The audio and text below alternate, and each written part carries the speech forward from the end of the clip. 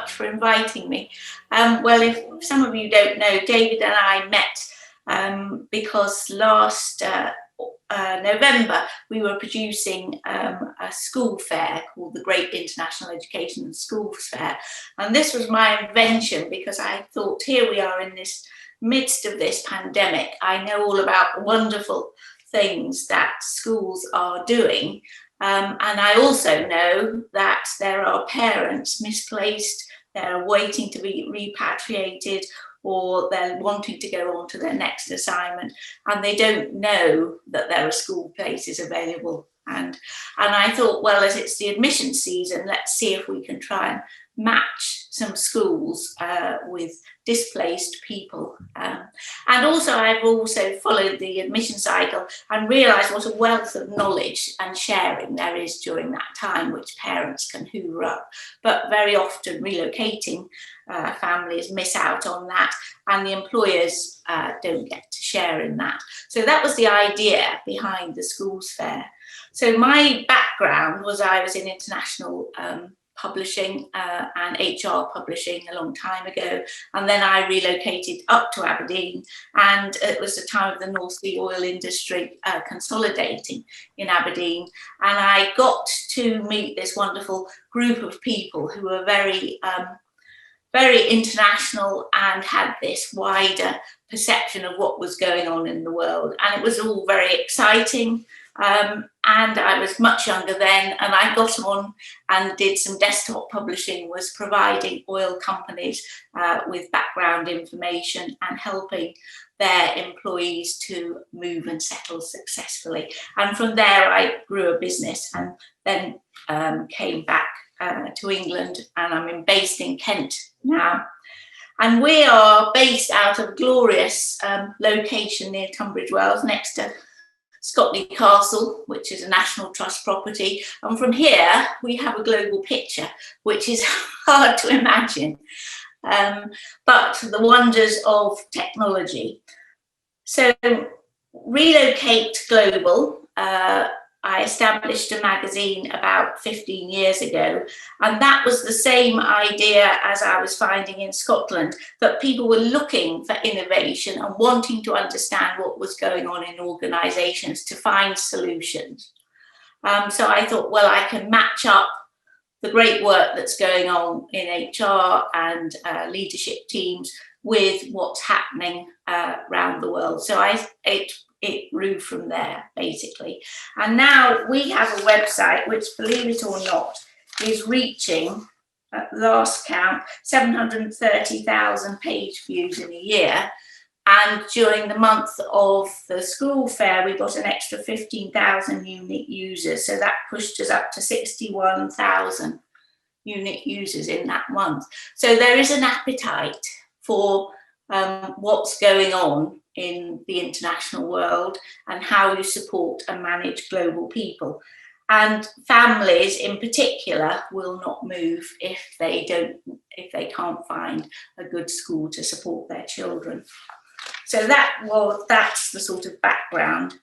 And then I was also finding, and the big consultancies, the Big Four, have been saying for many years, that everything they did with regard to global mobility was also relevant to the wider international market. So about a year ago, I consolidated that and sort of renamed the overall proposition as Think Global People, because it's about putting people at the heart of management and successful organisations.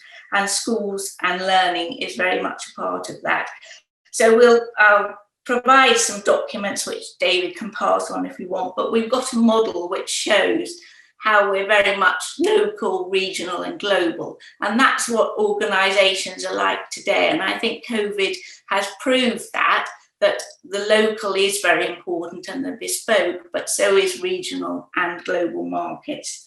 And even though people may not physically be moving so much, international trading and international thinking is not going to go away.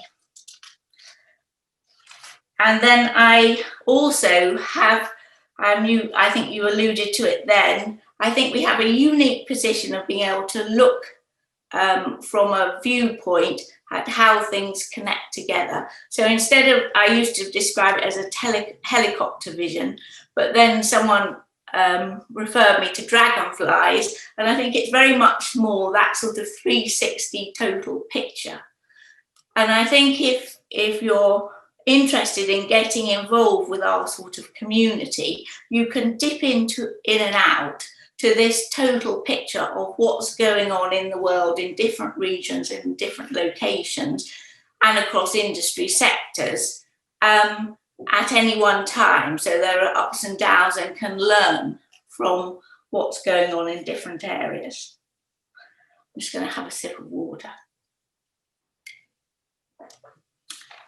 You asked really primarily to know what's going on in global trends.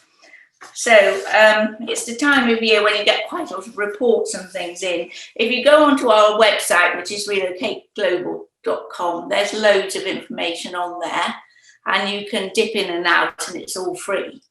And the content is divided into relocation management for the organisation and for the employee.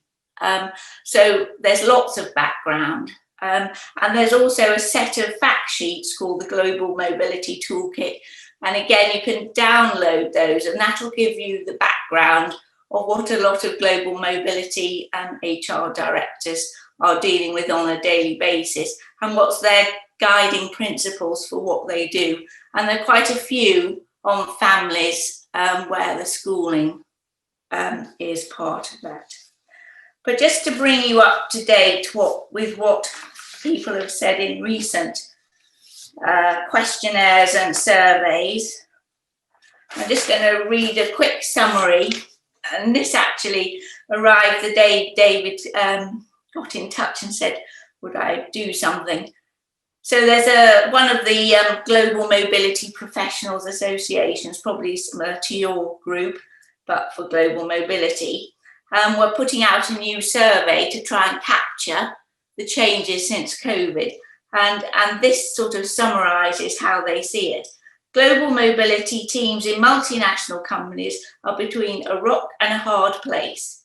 Employers become increasingly cost and risk conscious relating to international hiring, while employees are considering more and more carefully the advantages they can gain from working abroad.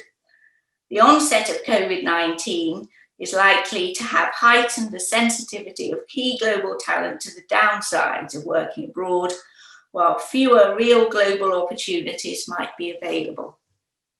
And then they go on, they're surveying people and flagging up really a whole lot of issues that people will be considering, many of which are obvious, but which have a relation to you. So risk is always a big thing, compliance risk, social security, tax, that sort of thing.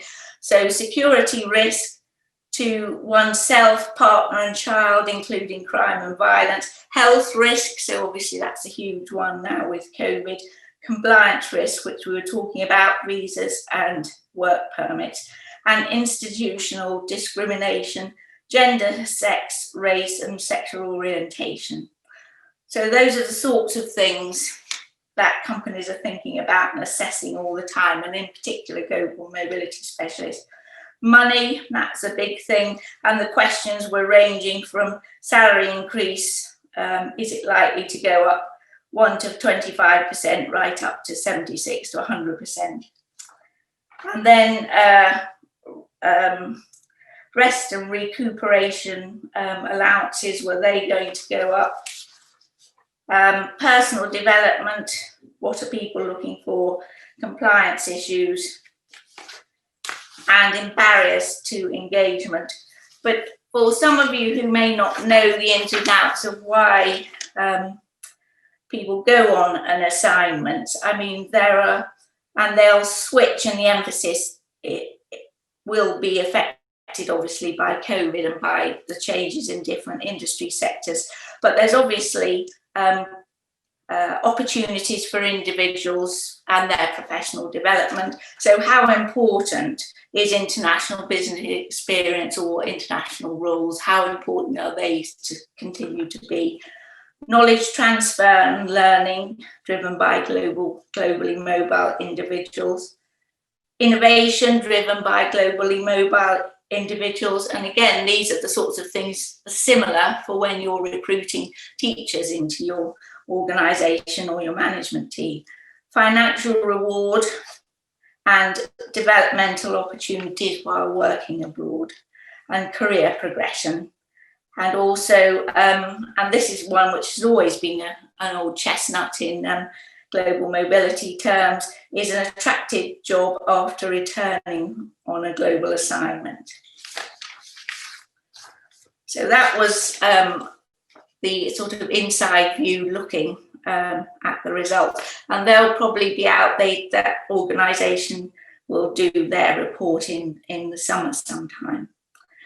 And then there's an organisation called Air Inc., which is known quite for its reports and is one of the American big global mobility service companies. And we've done a webinar with them. And this is written by someone called Morgan Crosby. And her report is quite a short 4-pager, Unleashing the Power of Mobility. But why I'm highlighting this is that it's about the optimism of good can come out of some of these things. So she says, we can shine even brighter in 2021 if we leverage 2020 as a springboard to the future. And that's because global mobility people have always felt that their role was not considered to be very important. Some of them were really pushing to be at the top table of decision making, but quite a lot of them actually are quite happy to stick with the sort of compliance operational roles. However, she goes on to say, now is the time to engage leadership to mutually define the value that global mobility adds and define a path forward for success. By understanding how mobility enhances the company's ability to acquire talent, to deploy employees, to develop capabilities, and to meet business objectives, you can clearly define your mission forward. Stretch that definition to include what successful mobility outcomes look like. And I comment here, so families happy with the right school for their child. Brand your function around that definition of value and strive to deliver on it every day. And global mobility services are products that, in essence, this is how they're summarizing it, empower talent to thrive and business to meet their goals. So really, your schools and your children's education and the success of that assignment is part of that business objective. Mobility is the one function to understand the intersection of immigration, tax and compensation on a global scale. Don't underestimate the value of this knowledge as it has an increasing demand.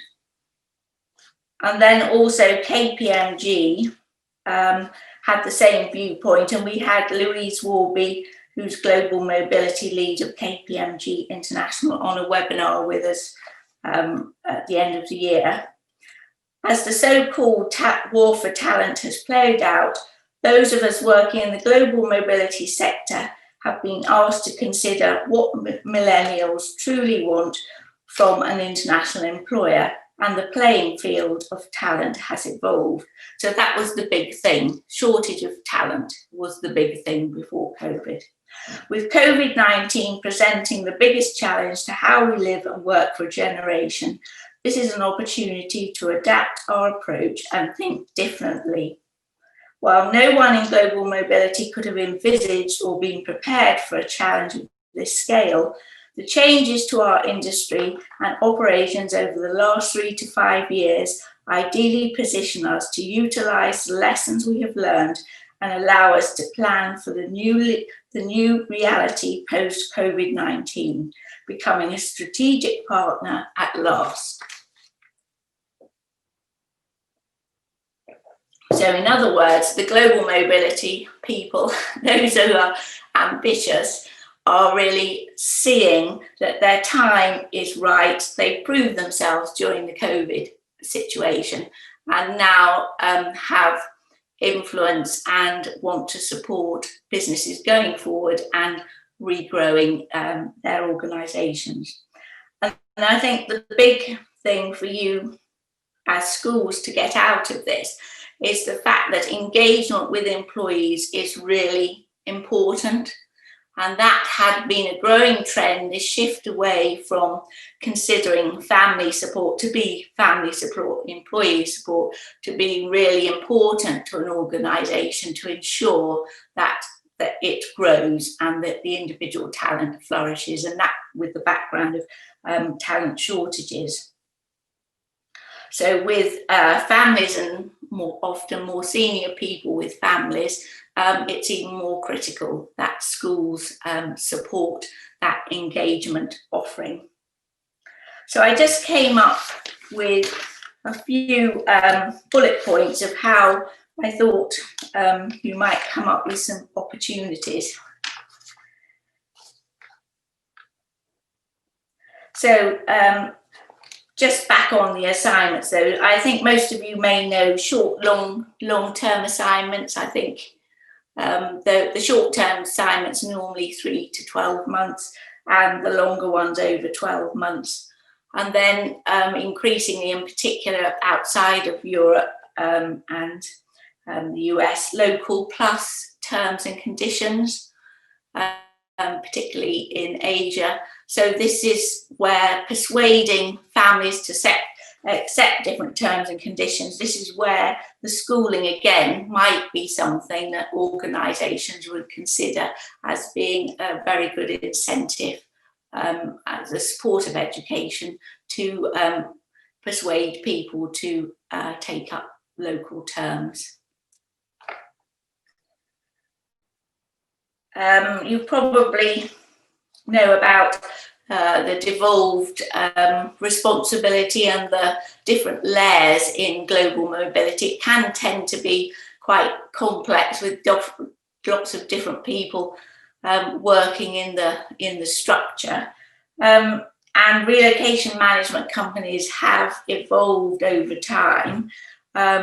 Originally, the bigger players were property related, so it was all to do with estates and property, and in particular the UK and the US, etc. And that's when there were property crashes impacted.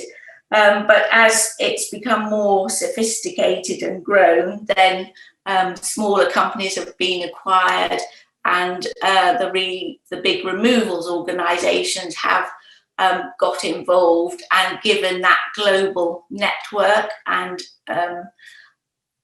strategic positioning around the world. So there are still quite a lot of relocation management companies that had an original removals base with them.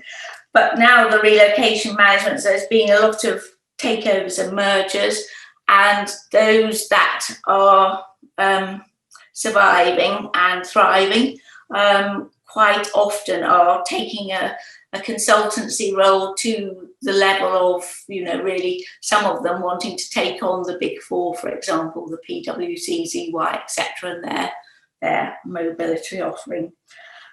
So they're a very different beast really to 30 years ago when I started.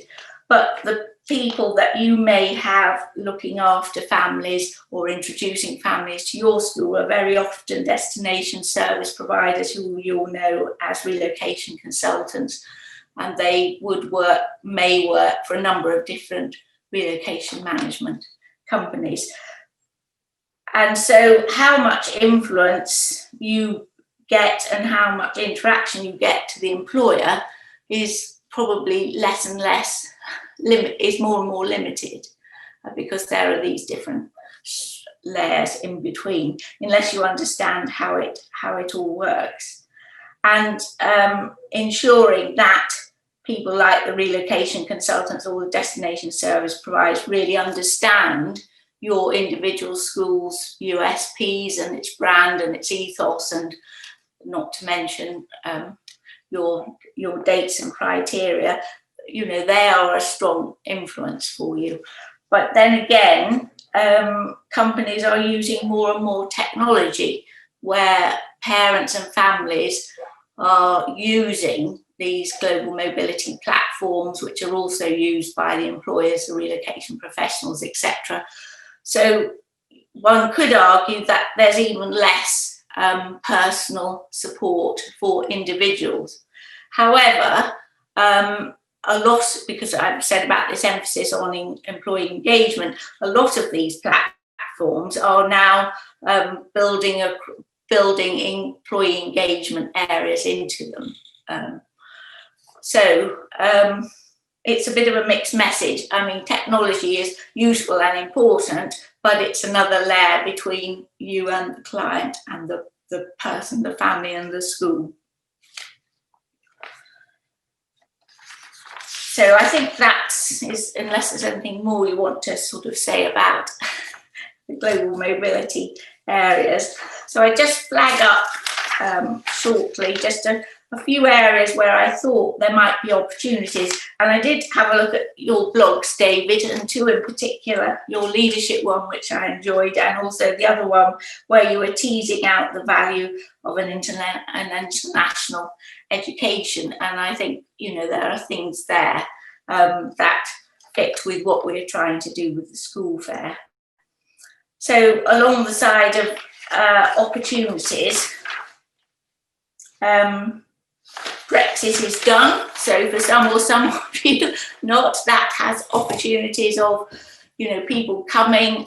We did a webinar with French schools, which was very popular at the end of the year. And that was a result of, you know, the bankers in insurance, financial people really gathering a bit of momentum and actually going to Paris and France.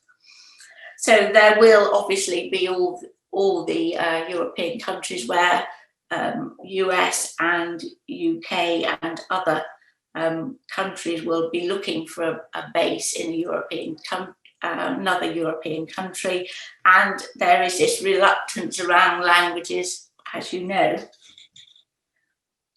So ways of schools, I suppose, growing and leading. I was very impressed by the webinars that the people participating, by the leadership of schools and how able people, and how well people responded to COVID and led the way, and particularly in the international sector regarding online learning, for example, but also leading the school and their communities. And I think there's an opportunity to build on that, to work with employers and your local community in all sorts of projects. And as in particularly in Europe, where there aren't so many international schools, this sense of pulling together and getting embedded at a local level and understanding what the business environment is in your community, I think there is a real potential for you to build bridges with the local businesses and get them on side and feed this pipeline of new talent coming into the school, but young people, but also at the other end of potential talent who will help grow that economy, that local economy and regional economy. And I really do think that this sense of global mindedness that you develop in young people will be really, really highly valued. Already, employers are looking for emotionally and intelligent young people, and that's even going to come more to the fore, I think. So yes, you've got to have science, maths, science, engineering skills, but the prize of a young person who also has good communication skills and this sense of global mindedness, I'm sure is only going to become more valuable. And I think there's also all the work and the webinars we had on transition and transition care, and there's some very good research on there as well that you might like to have a look at, as well as some good examples from ISL and other schools. But if you can perhaps think of sharing your knowledge about transition care and doing that well, and the way that you extend that to your parents, let the employers know how valuable that is, and you're helping them with their employee engagement. But also extend that further so that they appreciate that your school is really developing the talent of the future and on their doorstep. So it's a two-way thing. And complaints, which are not really about international schools, but say other schools, and that's definitely in the UK, that young people are not prepared for work, that they don't have the right skills. Well, I have a strong sense that international schools do better prepare young people for the future fit workplace. And I think there is a real potential to explore that with leading employers and use the parent power you have, who are part of those organisations, to help tease that out. And I know in Asia, whether I've been to a few schools there, and possibly they use that a bit more than is used in Europe. I may be wrong there, but this value of sharing the knowledge that the parents have might be something. Highlighting the rolling admissions that you have, I think, is really important. And do you do that enough? And on your websites and your publicity, and you have some wonderful virtual tours and videos and all sorts of things. But I would say to you just to think about all your publicity and your messaging. Are you always answering what employers and those parents who are moving with a company need to know, as well as direct to the parents, treating the parent as a B2C parent, if you see what I mean, as a consumer? I would just say to keep flagging up that, are we really picking up the interest? Is it really clear? Because people in these organisations don't know what they're looking for, and they are frightened. A lot of them are really frightened of education and schooling, and even though global mobility people and HR departments will know that the people they're moving need schools, the more junior people potentially who are doing the day-to-day things are absolutely petrified of things like curriculum and what's the IB, and their last experience of school might have been when they were at school, and they may be in their early 20s, would just, not understand at all why a parent is particularly distressed about them not taking seriously enough a school inquiry. So you mentioned in one of your blogs, Davy, about brands. Is there something about school's brand, and how clear is your brand? And I would say that as all organisations are going through the same sort of changes as you are looking at that, there is something about teasing out these good leadership qualities, that your school has got leadership. Does your brand, you know what your brand and your mission and purpose is, does that come up really clearly, and will that align to companies who are doing the same sort of thing? Because I think now more than ever, their people are important, and it's very expensive, international talent, as you know. So knowing this is the trusted partner in education that they have. So something about shining your light on your leadership, as that ANC person pointed out, Erin pointed out. In all good leadership, it's about belief and trust, and authenticity, all those good things are coming out more in organisations. So as leaders are being thrown in front of their employees on a Zoom meeting like this, even when things do return to normal, they hopefully won't forget what it was like and what they learned of somebody saying, but I just can't do so and so because I've got children homeschooling. and you know, that hopefully those sorts of things will resonate. And the things that, like inclusion and diversity and cultural awareness, those are really even more important for organisations now. And that's absolutely an area that you know about, as well as flexible working. You're big employers as well. Have you got a multinational workforce very often? And don't forget that all those resources that we have for our audience are very well open to you. So please use them as an employer and help yourself to those and join in our discussion groups.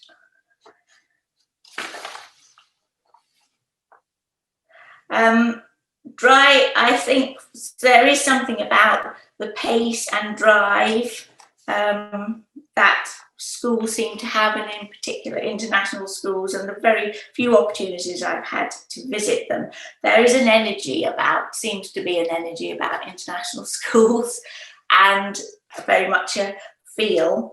And somehow if you can communicate that to people, we've had some pieces of editorial over the years where people who from the admissions world have been able to flag up what to look out for underneath the glossy brochures and the bright websites.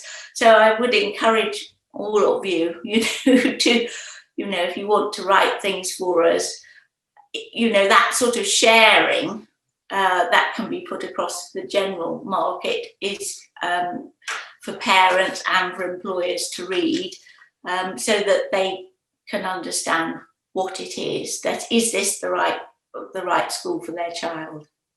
And you seem to have a lot of knowledge within admissions, and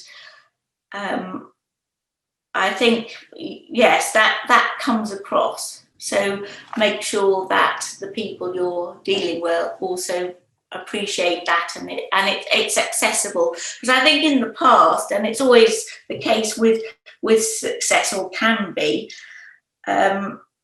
some schools, people mute you in the area, and on the grapevine the word is, oh well, you'll never get in there, everyone goes to so and so.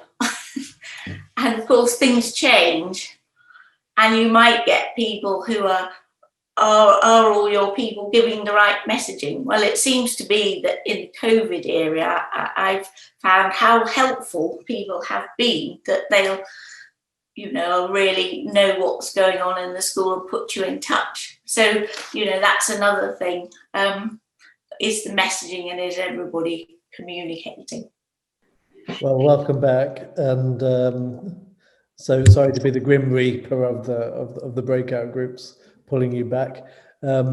Just before we close today, I mean, I agree that probably we've only just started this conversation, and funnily enough, in my experience, it's one of these conversations, the relationship with our company, partners around us, that it's almost systemically we never have quite enough time to talk about this subject, because there's so many other things that are pressing. But maybe each group has already nominated, otherwise, just stare on the screen at the person you want to be the spokesperson, just to give a little taster in 1 minute or less of a couple of things that you were talking about in your group. Group number 1, I think, was full of ISB people, so that's how I remember. I think Alec just got back as our spokesperson. I think it was a great conversation, as you said, Suzette. I think we could have talked a lot longer. It is, I think everyone agreed that we have to keep the priority based on the student and the family through the student, but sometimes we also need to be an advocate for the family with a company. So the company definitely becomes our primary client when we're doing things that are more globally, how they're treating their people, how we can help them during this pandemic, and how we can sometimes even advocate for the families with the company in terms of finding more funding for them, which I think can happen, particularly with some of our Korean companies. We've had some success in that. Some of our Korean companies weren't paying for anything except grade 1. And yet when we approached them and talked about some other anomalies that happened, how they were treating their people here in Frankfurt versus elsewhere, we were able to get companies actually change and fund for their families where they weren't before. So I think lots of ways we can advocate for kids with companies. Thanks. Group number 2 was, I think, with Fiona. Who was with Fiona?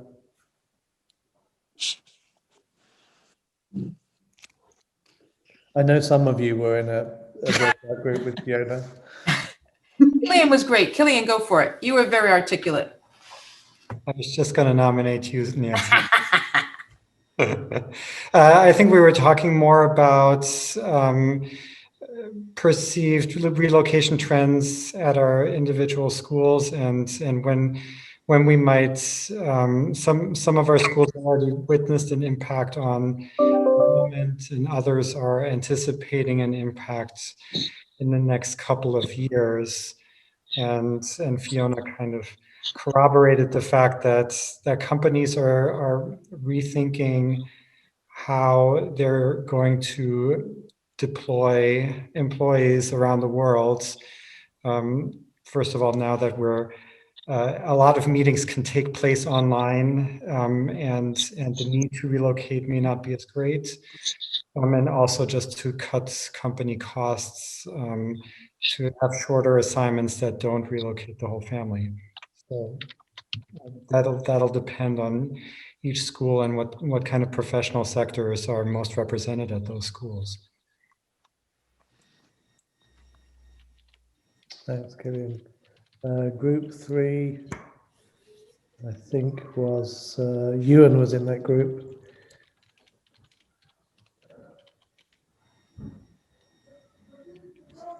I was mostly listening. I thought it was a fascinating discussion, but I didn't understand enough about. And then I think what I realized listening to the others, blank hole now, Julia, Christina, and Claudine, was that actually a lot of the work around that initial reaching out is like being a thought leader. It's thought leadership in the field. That we might presume a lot of the companies and the people who have the budget and or who give the nudge to families to make their choices, a lot of these people don't necessarily have their hands on the data, and they certainly don't have it at the granular level of why one school might be better or for a family than another. And so being able to go, I think, Julia talking about the informal sharing of insights that she and her team have begun to notice in a phone call makes the phone call worthwhile and genuinely useful to the person on the other end. You could go about writing articles. It can be a long-winded task for you if it's not your thing, if it's not what you're naturally into. Or you might connect with your leadership team in school and get your educational leaders to translate what they're talking about into what it means for the child, to translate the edu jargon into a meaningful story that parents and families, grannies and granddads paying for it, or company HR directors understand. And traditionally, I've always found there is a divide between admissions officers and admissions people and the educational leadership team, who maybe think of you guys as salespeople rather than their partners in crime. Maybe this year's focused their mind a little bit on the fact that they kind of need you.